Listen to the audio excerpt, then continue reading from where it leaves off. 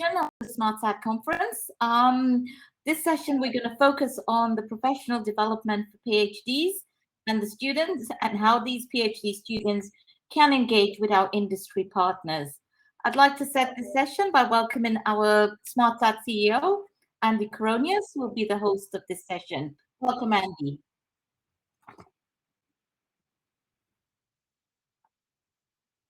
And firstly, permit me the opportunity to also welcome you, everyone, to this SmartSat conference. This morning, we launched the conference with a very inspiring keynote, distinguished speaker, Dr. James Gavin. And then we saw a nice sample of the wonderful startup community that we have. That, for me, was also very inspiring. It was a great opportunity for us to get a preview and of a sample of the few Australian, soon to be global space companies. We wish them all the very, very best. You may have noticed that many of them, the co-founders, in fact, possibly most of them, had PhDs. And I think you also received great presentations this afternoon from our PhD students.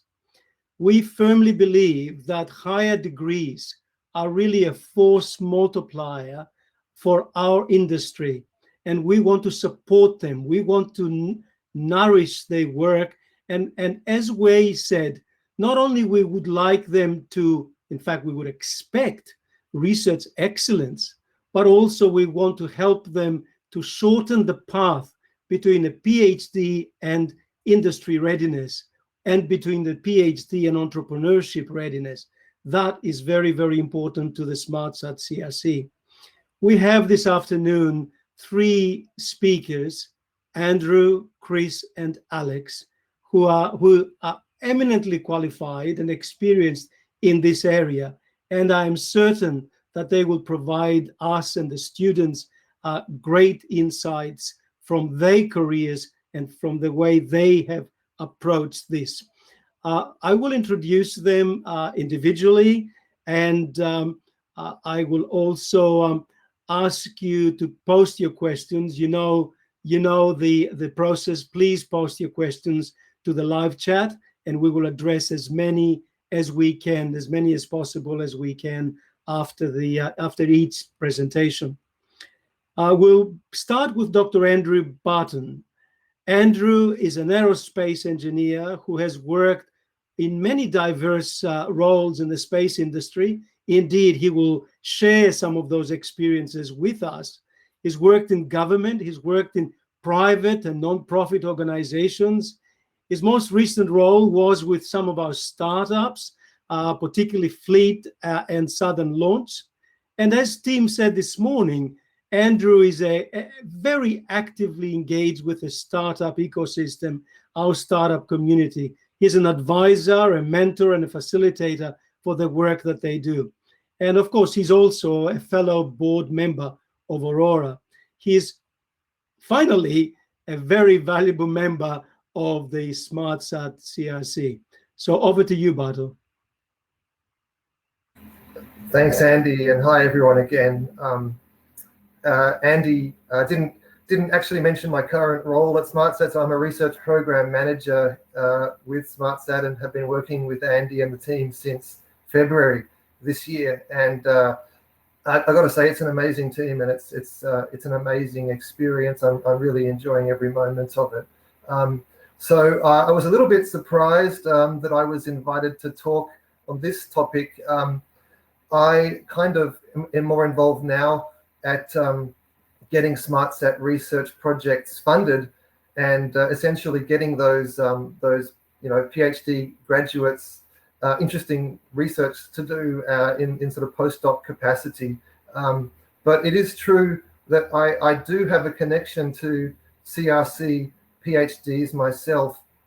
I did do one in the past, and I'm going to talk a little bit about that. But this, of course, goes back many years, and long before SmartSat was even an idea, I would say. So I'm going to share a little presentation here, just a few little visual aids for this.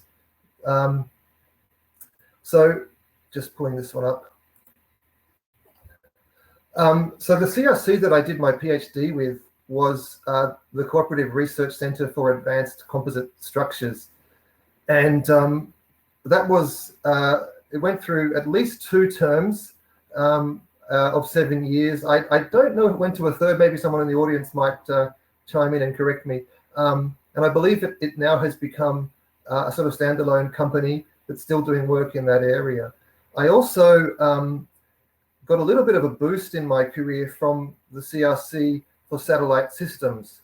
And many of you would know that was the CRC that actually funded and ran the FedSat mission, which was a really important Australian satellite project. And in many ways, it served as a bit of a precursor for what SmartSat is doing now.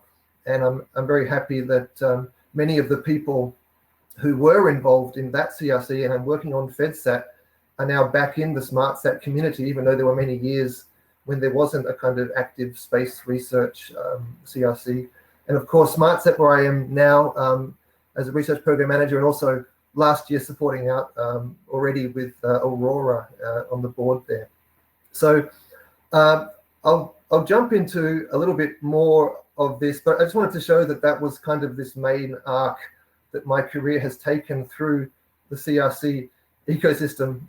And so quite happy for what CRCs have done for me overall, even though there was a big gap with no CRCs in my life in the middle there.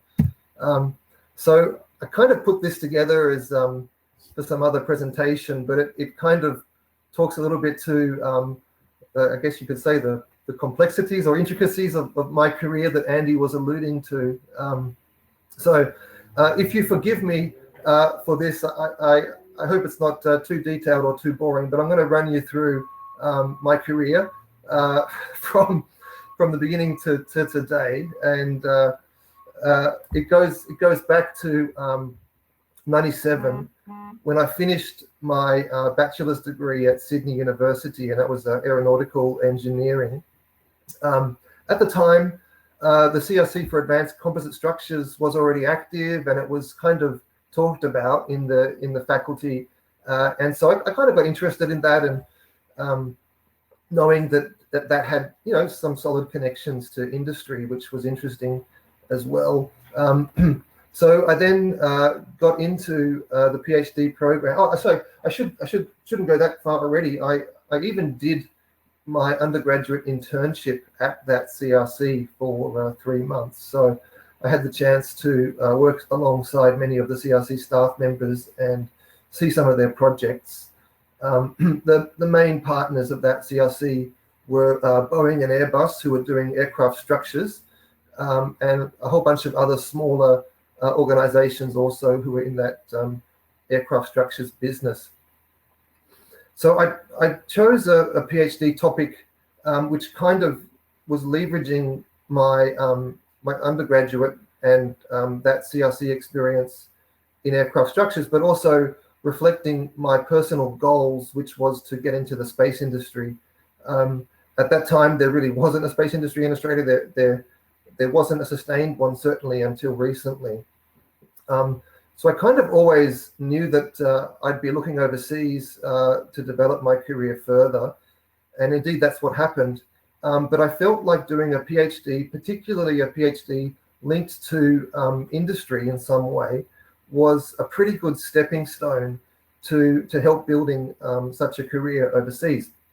PhDs being kind of, I guess you could say, a recognized currency in the job market overseas. So I chose a topic for my thesis, which was integrating manufacturing issues into structural optimization. You know, 3 years later, if you can see my screen, the PhD thesis did actually get written, well, 3 years and a bit later, and also had to avoid attending lots of the Sydney Olympics in 2000 while I was writing my final manuscript, which was a little bit frustrating, but that's how things worked out. Along the way, I did have one paper published, which I managed to dig up here, and that was alongside some of the other CRC researchers. And so for all those projects that I'm now overseeing as research program manager, this is the output. Please work with us to get those papers nicely formatted and distributed out to our community. That's an important part of communicating your research activities. Another really exciting thing I got to do during my PhD was an exchange program with the University of Tokyo. So I went over there and spent 7 months there. The whole PhD was a top-up scholarship from the CRC for ACS. As it was wrapping up around 2001, I briefly did a stint at UNSW in Sydney as a research assistant, just following up on some of the work in that PhD work. But that was actually a bit of a gap filler for me because I had been enrolled in the International Space University Master's program. And so I was kind of waiting for that academic year to start. So that began in 2001, and that was a really exciting experience. I'd recommend that to anyone who has the chance. You can do the master's program like I did for 1 year, or you can do some of the smaller ones like the Southern Hemisphere program, which is just a few months here in Adelaide. But that was really a way to broaden out my aerospace engineering technical knowledge from university to connect into the broader space industry and understand the structure of the industry, understand where the job opportunities were, understand more about the specific technical challenges that space projects have got, which you wouldn't necessarily learn about in a sort of aviation-focused research project like I had been doing. And I had hoped to get a job in Europe directly following the ISU master's course, but unfortunately that didn't work out. I ended up coming back to Australia, and I worked outside of the aerospace industry briefly as an acoustical consultant, measuring noise and vibration in construction sites around Sydney, which was interesting, but not so relevant here. But I really did have strong hopes to get overseas. And I got back in the form of a job with the European Space Agency from 2005, and I worked for 4 years over there, getting to really get stuck into a whole bunch of different space projects. There was initially I was hired to work on the Vega launch vehicle program, and the logic of that was that it's an all composite structures launch vehicle, so that was a direct impact or value of my PhD research with the Advanced Composite Structures CRC, that I could come into that program being kind of recognized as a specialist in that field. And so for a year or two, I was very heavily involved in the Vega launch vehicle qualification phase. But then I had the chance to move more into spacecraft systems. And as you probably know, ESA has got a concurrent design facility, a CDF, and I managed to find my way into that part of the agency. And I supported many, many early stage mission studies. So that really allowed me to broaden out my knowledge into space mission systems, which is kind of where I always wanted to go. And even the PhD topic that I chose was already leaning in that direction, being a kind of interdisciplinary topic looking at optimization with manufacturing constraints. So I'd always had that interest in the more practical sides of aerospace research, and that served me quite well in ESA. Now, a little thing happened in late 2007 when Peter Diamandis from the X Prize Foundation announced a new prize called the Google Lunar X Prize. And at the time, I was literally in studies with ESA looking at lunar landing missions and working with some of European specialists on that topic. And I just thought, hey, well, there's a whole bunch of people here who actually know how to design these missions. We don't know much about publicity or startups or anything like that, but there's a lot of technical competence there. So along with a bunch of other motivated volunteers, we actually formed a team called White Label Space that joined the Google Lunar X Prize competition. And essentially, the vision for White Label Space was we're going to build the mission. You just bring your logo and plonk it on our lander and on our rover. And of course, you pay a pretty hefty fee for that advertising space. And then, we're going to go off and win this Google Lunar X Prize and win $20 million, which was the grand prize of the competition. Now, of course, lunar missions cost much more than $20 million, and typically they're closer to $100 million. So it was never going to be a profit based upon the prize, but we felt like the sponsorship opportunities could have made it a profit. So we plugged away for a number of years, gradually building technical partnerships with other, initially European organizations who had an interest in being seen to be part of such an ambitious project and who wanted to showcase a little bit of their technical capabilities and experience. So we got like 5 or 6 partners in Europe and kind of formed a proto consortium who would have been trying to raise the money to go off and do the Google Lunar X Prize mission. We never succeeded in raising much money, but what we did do is we initiated the creation of a little group of Japanese space enthusiasts called, initially they were called White Label Space Japan, so they were our Japanese office. They later became Hakuto. Hakuto overtook White Label Space's position in, took over the rights to the registration slot of White Label Space in the competition. And then Hakuto was, in fact, a team competing in the competition for many years. And Hakuto went on to become iSpace, which is a very successful Japanese lunar lander and lunar rover company, which you've probably seen in the news.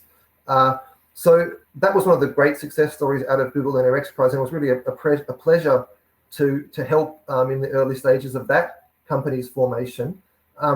In the meantime, and the reason why I'm not part of iSpace is that X Prize Foundation themselves offered me a job in 2013, and I had actually received a US green card through the lottery program at that time.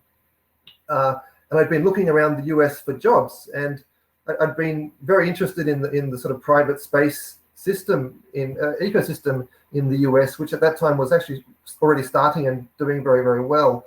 And it turned out that X Prize offered me a job, so I had to relinquish my role as the leader of the team, of White Label Space team, and I went into a full-time job running the prize, and that lasted for 4 years. Along the way, I got to work with many of the teams, all of the teams who are competing in the prize. This is a photograph from Astrobotics High Bay, Astrobotics in Pittsburgh. They were one of the leading teams in the Google Lunar X Prize, and they're now also a leading competitor in NASA's CLPS program for commercial lunar payload delivery services. A couple of my colleagues are standing with me there. But we had the chance to visit many of the teams and really get a good feeling for what they're all doing. So in total, my exposure to that lunar landing activity, it started in ESA. It went through my time running a team and then working at X Prize Foundation. So a good decade of my career, I was doing that really exciting stuff. But then the prize kind of wound up. It was winding up already around 2017. I think it finally ended in 2018.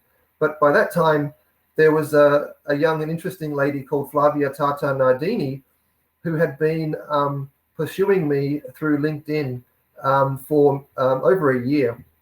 And it wasn't just me. She had her eye on a number of Australian space people. So she just closed the first Series A round back then. And she brought me on the team along with a bunch of other very talented, experienced people. And so we got to work in, I think it was late, around August 17. I was initially working for Fleet from the US. So working remotely for them, helping them deal with some of the key suppliers in the US. So at that time, they were having the satellite bus built in the US and also procuring launch services from the US. So that was very convenient. The whole time I was living in Los Angeles, by the way, flying up to San Francisco quite regularly to see the Pumpkin team who was integrating the bus. over time, my role with Fleet expanded, and I got offered the CTO position, which also required me to move to Adelaide. And that I say required, but it really was giving me the opportunity to move to Adelaide. And I was very enthusiastic to come here, given that I could see the early activities with the space agency being announced as about to be created. I think it wasn't long before SmartSat CRC came onto my radar as well. And a lot of other interesting things were getting rolling around that time. So I came here and worked with Fleet through the launch of the first satellites, the Centauri satellites and the Proxima satellites. And then I moved to Southern Launch, which was also at that stage a very early stage startup. So I kind of found myself specializing in these really early space initiatives. And so worked with Lloyd Damp, and I was the third employee at that time, Lewis McCluskey being the only other one, who's recently been profiled as a very successful member of the Southern Launch team for his experience, his work on launch safety analysis. So the three of us got to work trying to figure out how to launch rockets from Australia. And it was around September last year that we finally got the first permits from CASA to do non-space launches, but high altitude launches.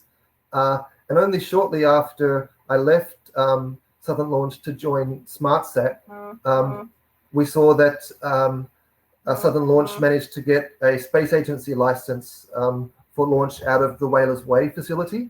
And so you would have noticed in the news that unfortunately that first launch attempt was a failure, but I'm completely confident that they'll be able to successfully do firstly suborbital launches out of Whalers Way, but then go on to orbital class launches before very long at all. So really making South Australia a space state, a spacefaring state, I should say. So yeah, it's been a real a wild ride. Certainly missed Australia in the middle, came back, loving it that I'm back here, and really excited to be here in this early formative stage, back with a CRC to help drive some of those next generation of space researchers, entrepreneurs, and technical experts to specialize in the space industry and drive us forward. And it's just interesting to think, if we look, 20 years in the future, what's going to be the CRC that those people are working in at that stage. I could imagine that there might be a CRC for space mining or space resource utilization, something along those lines. So really exciting to see those next steps, and all the best to all of those other young professionals who are trying to move into the Australian space industry now.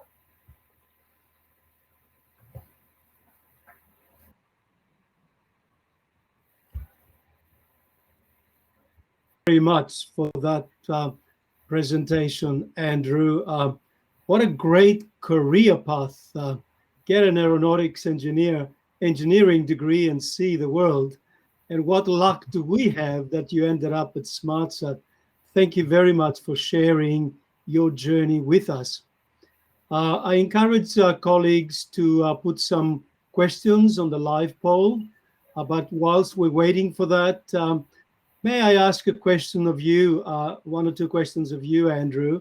The first one is, what key challenges did you encounter when you were doing your PhD? Yes, it's almost ancient history now, but there were some. Yeah. Let me see. Maybe just the top one or two. Yeah. Yeah. So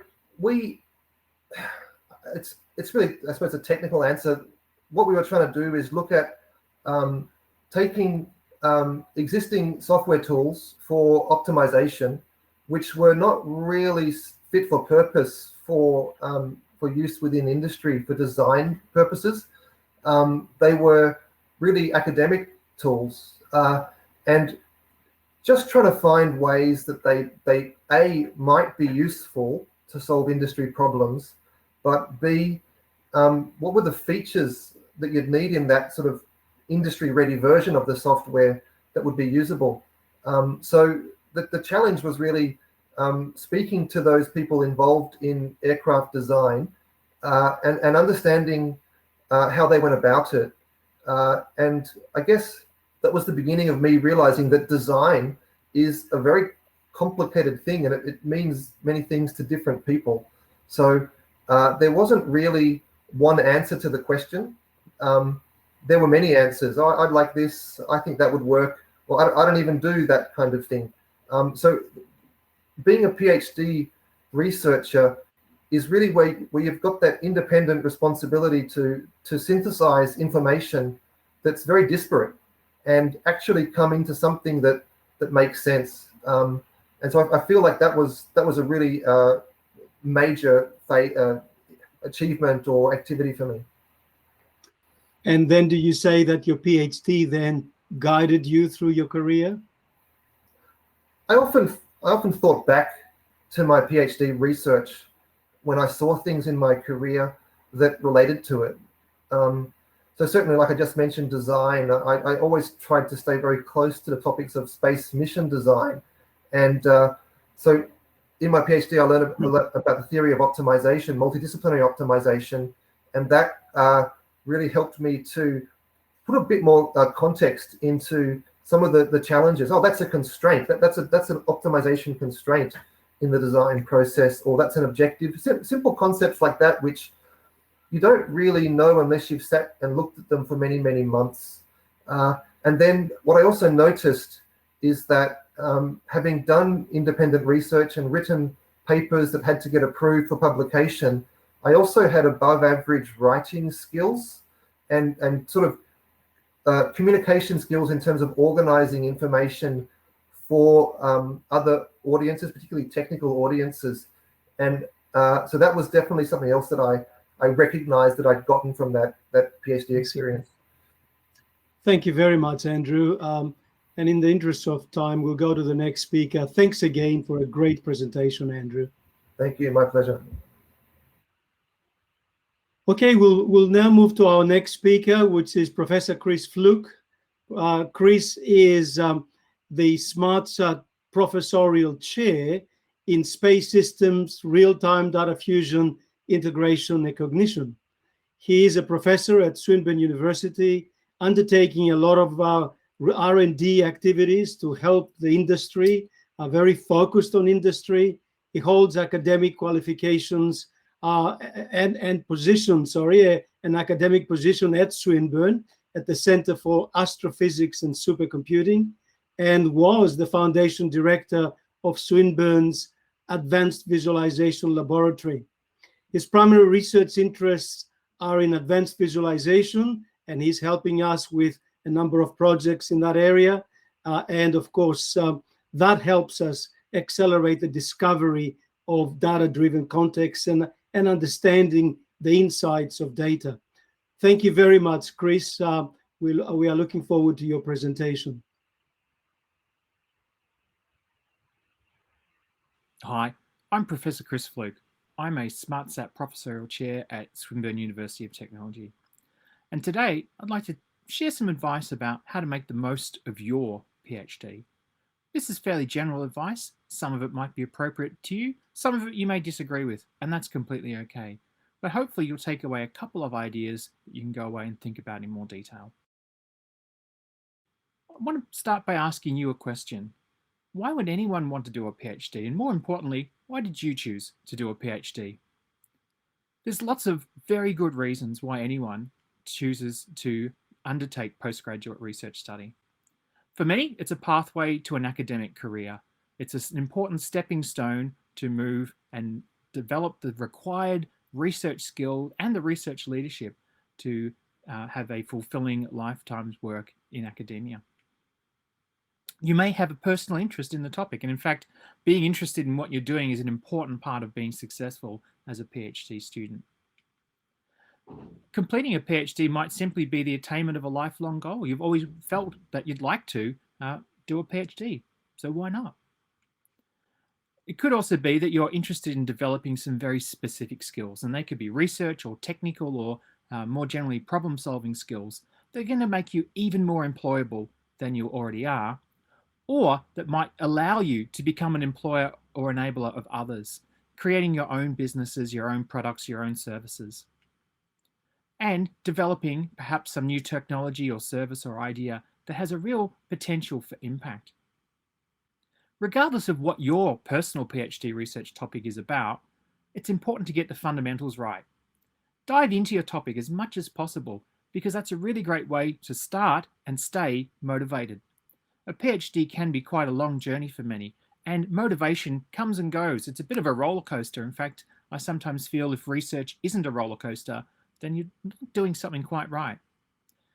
From the very beginning, one of those important fundamentals is reading the literature, understanding what others are doing in your discipline, and staying up to date, looking for connections between the topic that you're working on and the best work that's currently occurring in your field.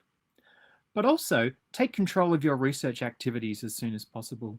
Your supervisors are there to help you get started. They're giving you a really good project, but as soon as you can take control of that research activity, you can turn that into your own great project. An important part of the fundamentals is the core skills that you need within your own discipline. That might include spending some time improving the way that you do your programming and coding. It might be developing a very specific engineering or technical skill, or it might be learning about statistics and data analysis methods that you're going to use. Although you might feel that this is perhaps not always time well spent, you're going to be able to get that return on investment when you really need it at the right stage in your PhD. And learn to write good. You know, it does take practice, it takes time. Some people are natural writers, others aren't. It took me a long time to really understand my own writing voice and be comfortable with writing academically. So use any opportunity that you can and get feedback from others, because that's an important part as well of being a researcher. And also make sure that you really understand the expectations of your own particular discipline. That might be related to how you approach and design projects. It might be how you publish, where you publish, how often you should publish, the types of conferences that you should go to, and the types of collaborations that you should build. So it's very important to have a strong and supportive PhD team.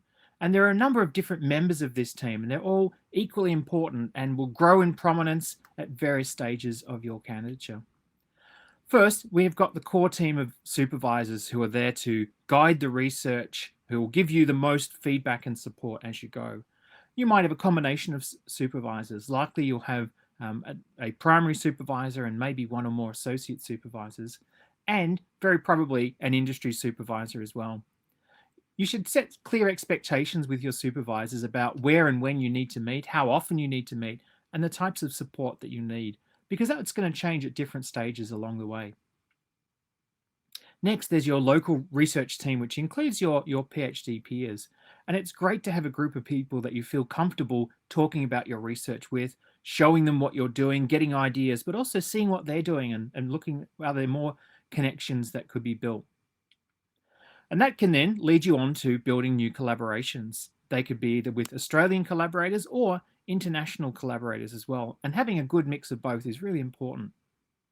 Finally, there's the all-important networks that provide us our own personal support. That might be our family or our partner. It might be just a group of close friends. And all of these team members together are going to support you throughout your PhD journey.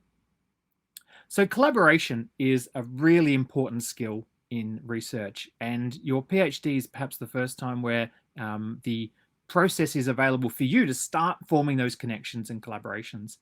And it's okay if that feels a bit intimidating at first. Not everyone feels confident walking up to a senior academic at a conference and saying, hey, can I come and start working with you?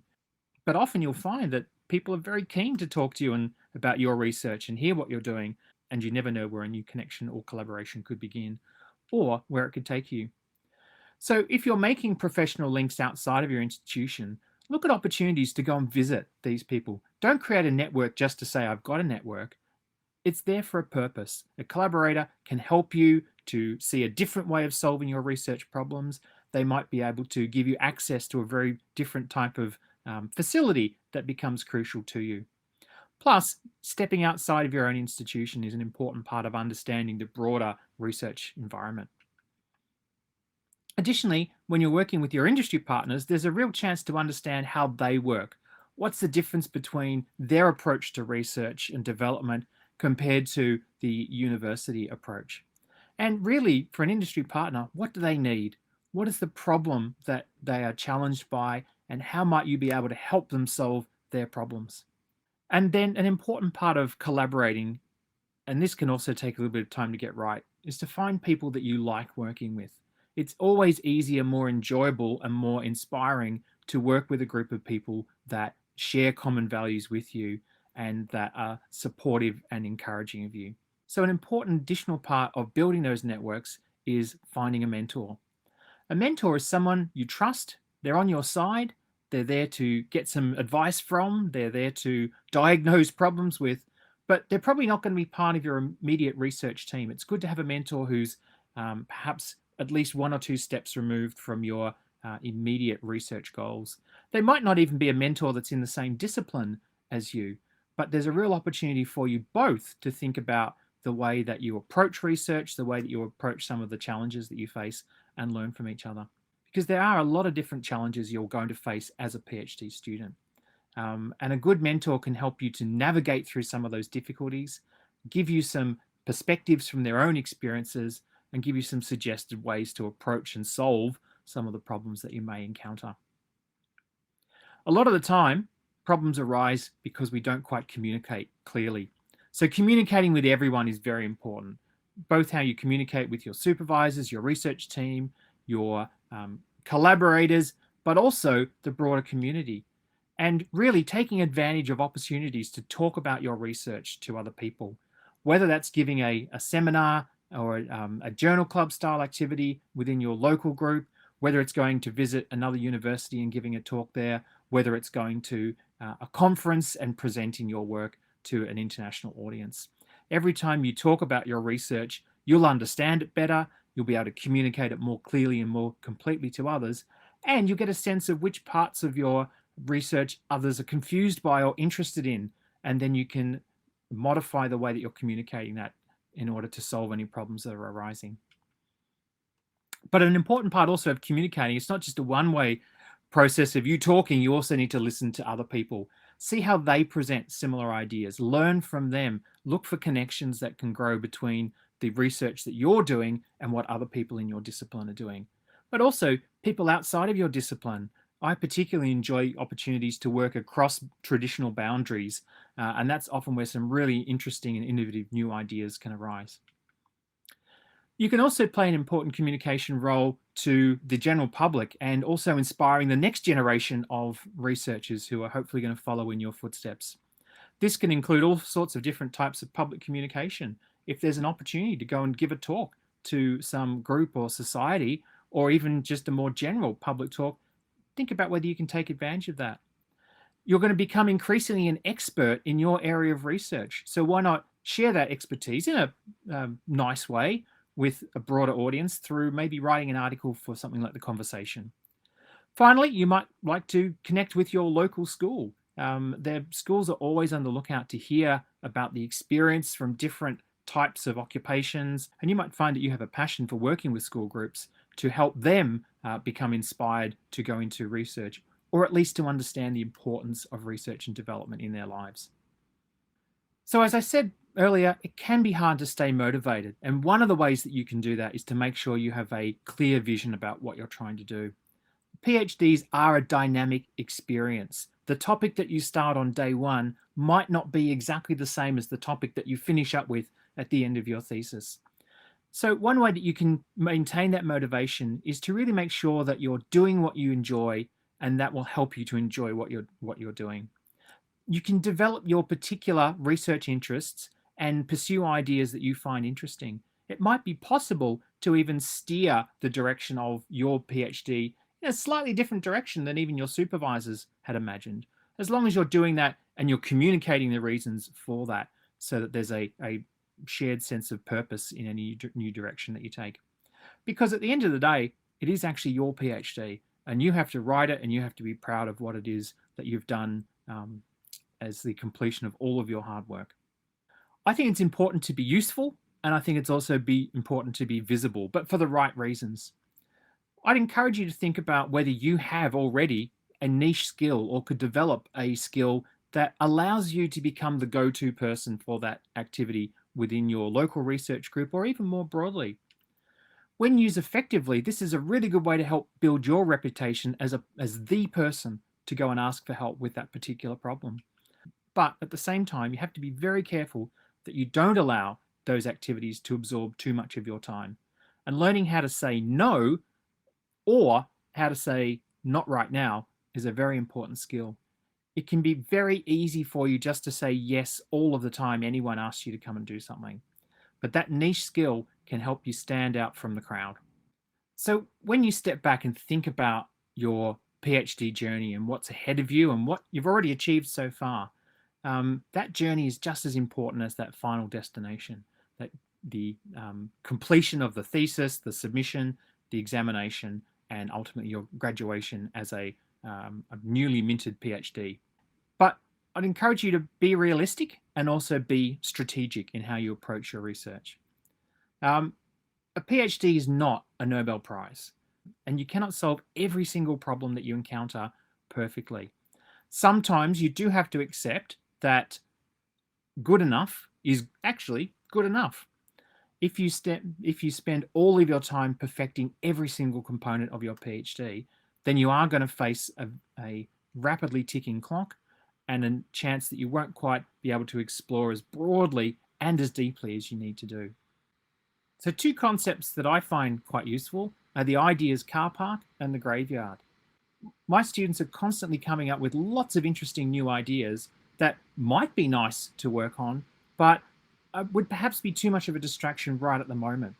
So these ideas can all go into the car park. They can come out at the right time. And that right time might be actually after they've finished the PhD, when they're looking at what their future career plans are. Some of those ideas then might be ready to develop further.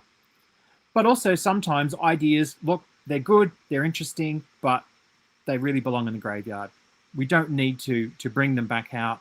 They perhaps were trying to solve a problem that wasn't really a problem, or someone else actually has come up with a better solution, and we can just be happy to use that alternative solution. So let me close with a couple of final thoughts and very general advice. Throughout your PhD and hopefully throughout your careers into the future, I'd ask you to be patient, be kind, take risks, and be prepared for the unexpected. You never quite know what opportunities might arise through a collaboration. You don't know what new research idea you get by attending a talk. So making sure that you've got a good set of skills and a good approach to applying those skills will allow you to bring some of those unexpected directions into your own research. But don't forget also that it's your PhD and it's your life, and work-life balance really matters. Look after yourself, and that's one of the best ways that you can really get the most out of your PhD. So I'd like to thank my colleagues from the Centre for Astrophysics and Supercomputing at Swinburne University of Technology for sharing some of their advice and experience as PhD students, as PhD supervisors. Thank you.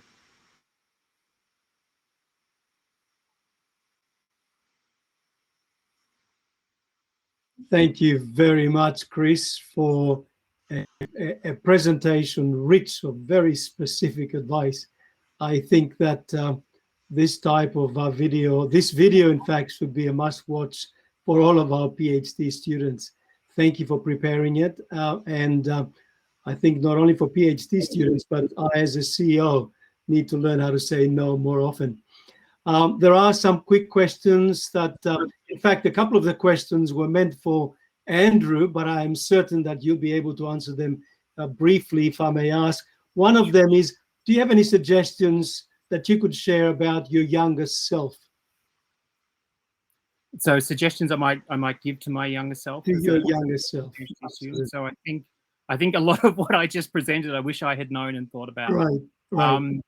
Look, the collaboration side, I think, was something I never quite got right as a PhD student, and part of that was working on a topic that no one else in Australia was working on, and had only very limited interest internationally. So it was hard to sort of build naturally some of those networks. So I think some advice there would have been helpful. But also I think the work-life balance is a really important one. I struggled a lot with mental health issues during my PhD, and I think I needed someone to tell me that that's actually okay, and that many students go through those experiences as well. So that's certainly one now that with my own students, I'm very aware of and trying to seek and support. And that's particularly with COVID over the last 2 years, an incredible mental health toll on all of our students and staff. So trying to manage those sorts of things would be some good advice. Thank you very much, Chris. Thank you again. In fairness to the next speaker, we'll move on to Alex. There are a couple of nice questions there. Perhaps I might ask Alex to answer some of them if time permits. Colleagues, allow me now to present to you the third and final speaker, Dr. Alex Grant. Alex is the CEO and co-founder of Myriota, which is very fast becoming a household name, I have to say. It offers global IoT connectivity via satellite, and the applications of his work are endless. He's a very accomplished person, an award-winning entrepreneur, internationally renowned for wireless communications, and of course he was previously a professor of information theory and communications and the director of the Australian famous Institute for Telecommunications Research at UniSA. Ladies and gentlemen, I present to you Alex Grant.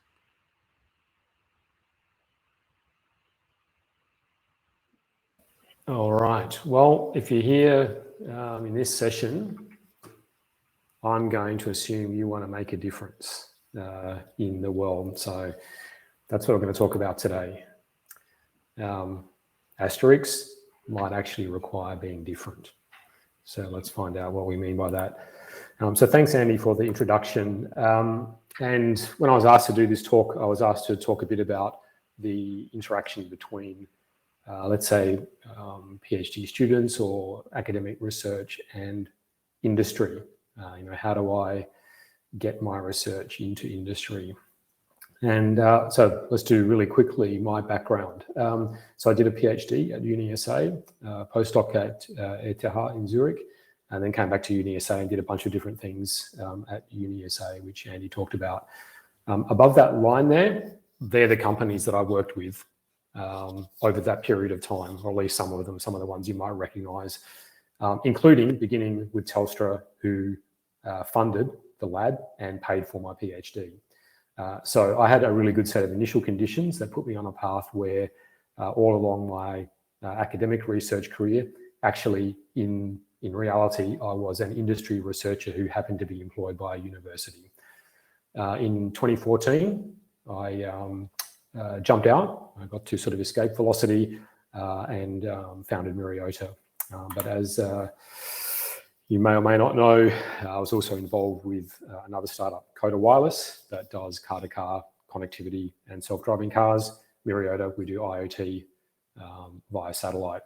So if we think about what connects those two things, Coda is making cars better and safer using algorithms and mathematics. Myriota is connecting Internet of Things anywhere on the planet using algorithms and mathematics. So there's a common underlying theme. Okay, enough about me. Let's talk about the Great Divide. So this is some OECD data. Good one having a bar chart at whatever time in the afternoon it is, but sorry for that, which shows you the percentage of industry, so of firms in different countries that collaborate with public research institutions like universities. Yep, and if you're listening to this in Australia, this is where you are. It's like 4 or 5%, and it's at the bottom of the list. So without being doom and gloom, I think it's worth recognizing there's something special about Australia compared to a lot of other places in the world, whether that's the United States or different countries in Europe. we massively, I won't say underperform, we just have less companies who do stuff with publicly funded research.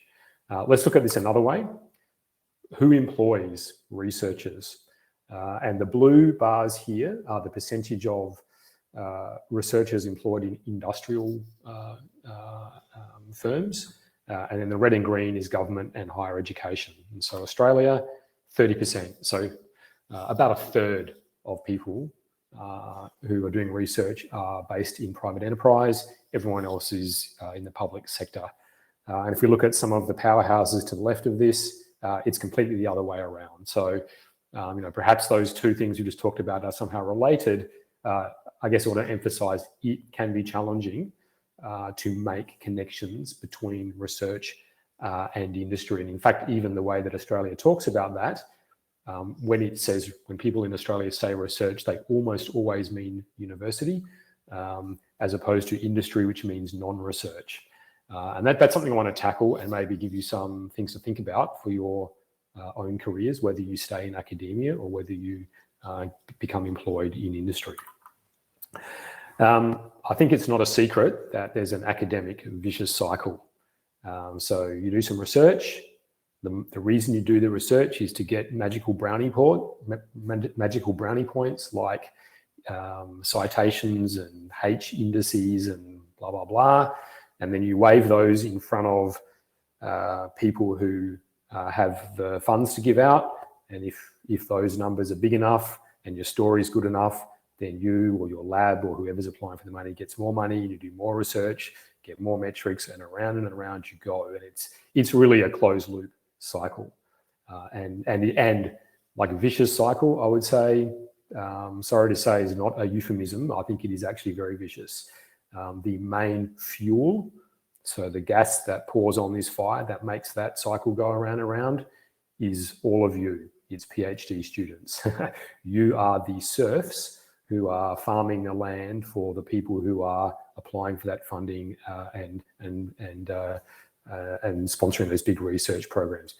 Now, having said that, a lot of amazing results come out of that, but it is a certain kind of career treadmill that's not for everybody, and it can, in some cases, lead to a little bit of inward looking as opposed to outward looking, which really supports that bifurcation that we just numerically saw on those two bar charts of research being inside of universities and industry not collaborating at all really with those research institutions. So this is the cycle that we need to break. All right, so one of the questions that when I was asked to do this talk in the briefing is like, how do I market my research to industry? So, okay. So that to me sounds a little bit underpants gnomish. So you'll either get the reference or not, hopefully you do. Phase 1, do some kind of research. Phase 2, something. Phase 3, profit. So how do we go from the research to that profit?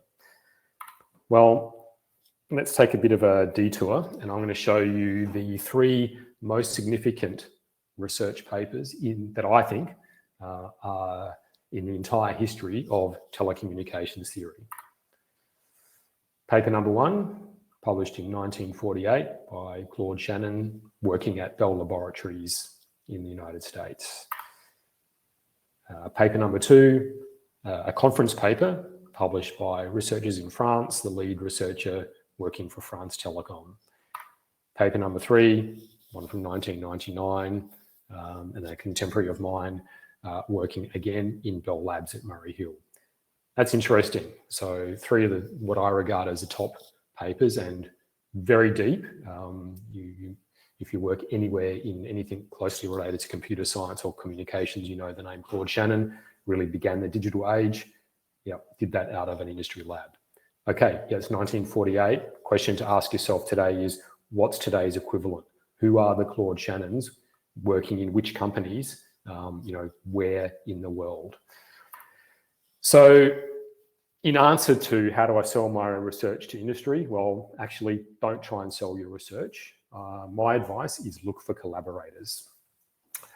So look for those people who are doing your kind of stuff where their employer is a private enterprise rather than a public institution, if you're in the business of being in a public institution. So look for collaborators. All right, so now we do a who's who. Right, so who are the leading industry researchers in your field? So when you go to conferences and you see so-and-so who's working for this and that company and is publishing amazing stuff or talking about really interesting things, who are they, and what are they doing? Because their research is going to be absolutely 100% guided by things that the industry as a whole and their particular company cares about intensely. And then question number 2, who are the leading academic researchers who are working with industrial partners, right? So who are they? And I guess follow-on question, is your PhD advisor in one of those 2 categories? If not, you've really got a bit of you've got some catching up to do. I was very fortunate that I was in a lab that did have researchers who were intensely connected to industry, either just come out of industry or had lots of projects with industry. That then immediately got me connection to researchers in category number 1.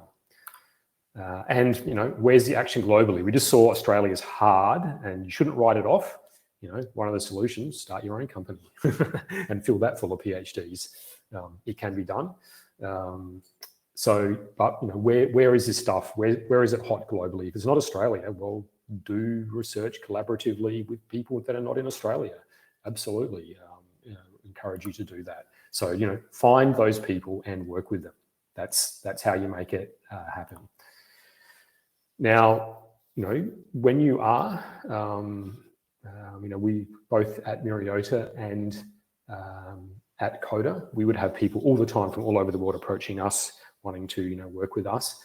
But I'd advise you to kind of mind the gap, generally speaking, when you're approaching industry. So if there's a gap between what you do and what the company can absorb, or that industrial partner really can implement, then industry is not going to be buying what you're selling.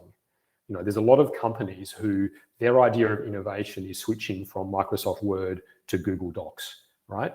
And that's innovation to them, and it's absolutely helps improve their business. But it's not, maybe not in the same category as the set of stuff that you might be able to help with, and they just may not be able to absorb the kind of stuff that you might be able to, in your mind, help them with.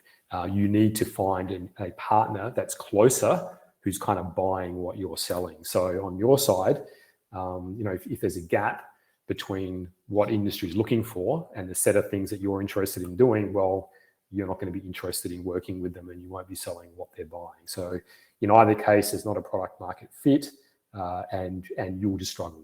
Well, in fact, you won't even struggle. There just won't be a conversation to have. What you should be looking for is a peer-to-peer collaboration. So that's where there's no gap.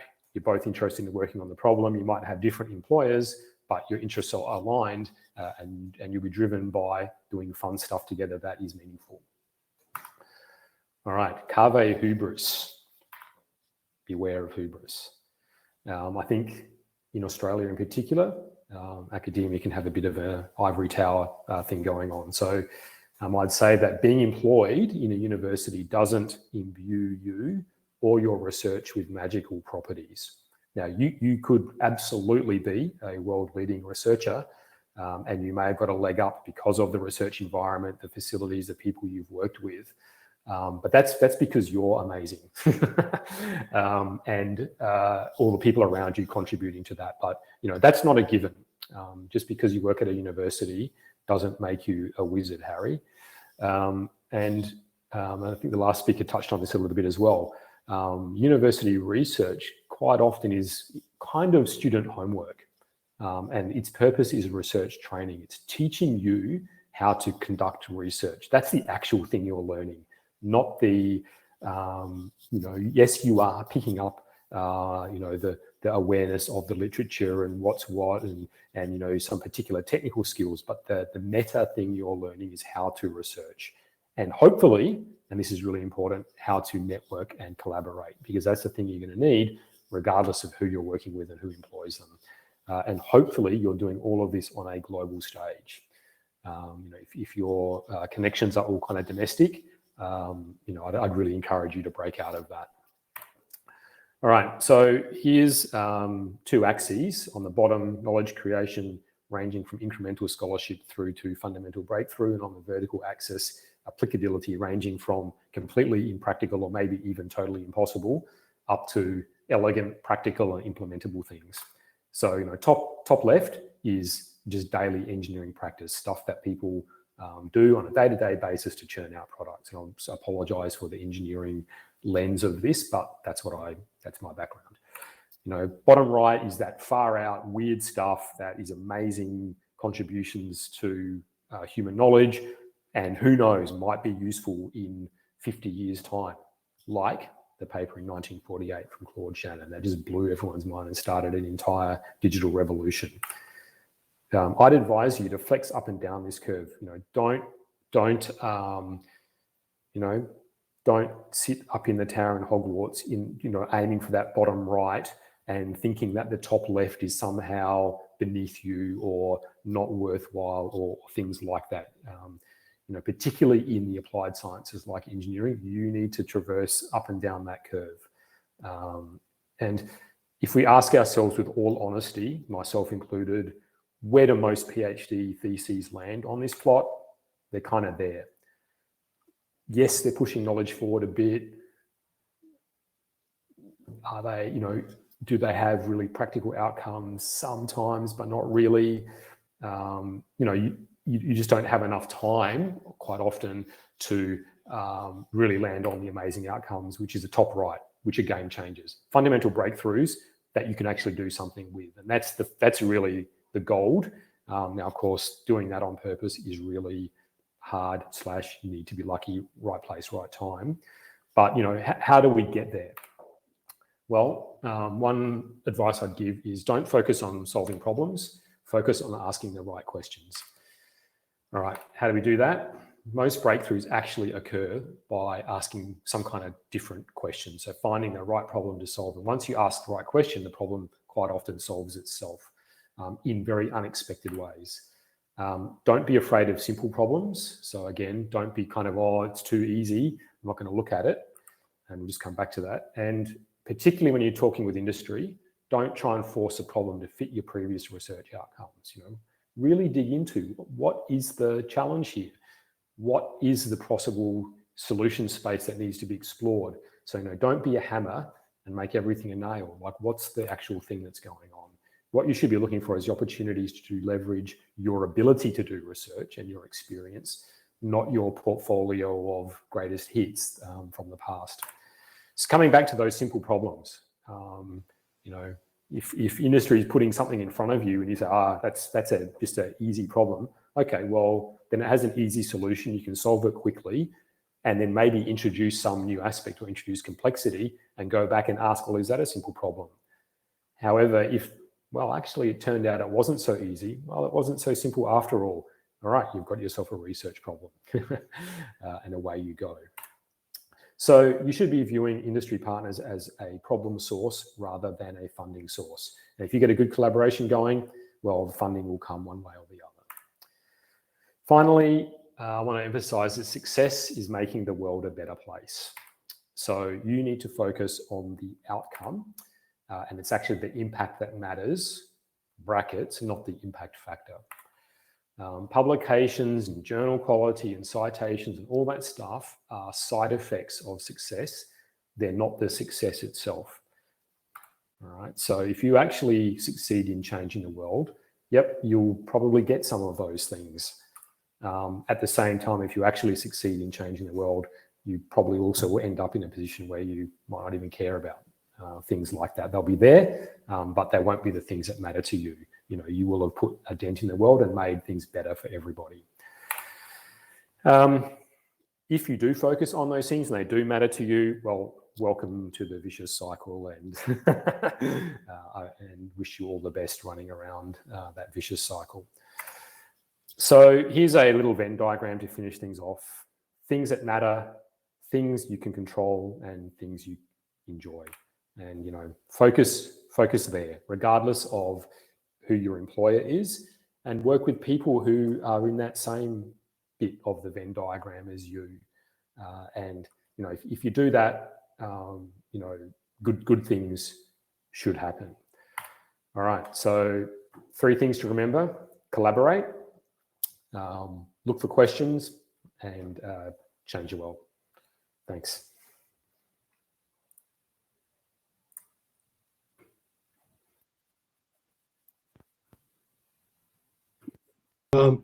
Alex, for that great and very frank presentation, which is packed for advice, not only for PhD students, I think also for us as an organization, and indeed for our nation as well. So thank you very much for that. What 3 great presentations we've experienced this afternoon, colleagues. I think they were all different and all brilliant in the usefulness that they would provide, as I've said, not only to our doctoral students, but also to us as organizations. I think that that is a great way to finish the day. Thank you very much. I don't know if there are any questions. I think you've answered some of the questions that were on the chat, on the live chat at the moment. But I had a very quick one, and that is, what should we be choosing? What should we be doing as an organization to actually get to that top quadrant or that top right-hand corner for growing the game chasers? Yeah, I think we want to look at increasing the surface area between the problem sources and the people who are working on those problems. Which is about things like embedding researchers into industry, getting people from industry into the academic institutions, getting more back and forth and working together on things, as opposed to give me the problem and I'll come back later with the solution. Yeah. Because that kind of close contact, and it is a contact sport, in my experience, that's where all of the kind of highest impact things have ended up emerging from, where things that, you know, just unexpected stuff that come through sustained contact with challenging stuff. Yeah. Thank you so much, Alex and Chris and Andrew. We are 18 minutes over time, so we will close it there. But I think, and I could spend a few minutes talking about the number of takeaways that I have noted out of these 3 presentations. But my advice would be, as a takeaway, is to watch these videos over and over, particularly not only for the PhD students, but all of the attendees. Most valuable presentations. Thank you very much, colleagues, and over to you, Alison. Thank you very much, Andy, Andrew, Alex, and Chris. I feel like I wish I'd had all that advice for myself when I was doing my PhD. Some really honest and frank comments there. So thank you very much for that. For more information on the PhD program, I encourage everybody to look at the education and training booth in the virtual exhibition. And everyone, this concludes today's sessions for the CRC conference. Tomorrow we have a really exciting full day that focuses on our research program, the strategic directions, and we're going to do a little bit of future forecasting there. We're going to highlight some key projects and disseminate some outcomes. So look forward to seeing you tomorrow morning at 9:30. That's Adelaide time. Enjoy the rest of your day, everybody. Thanks again.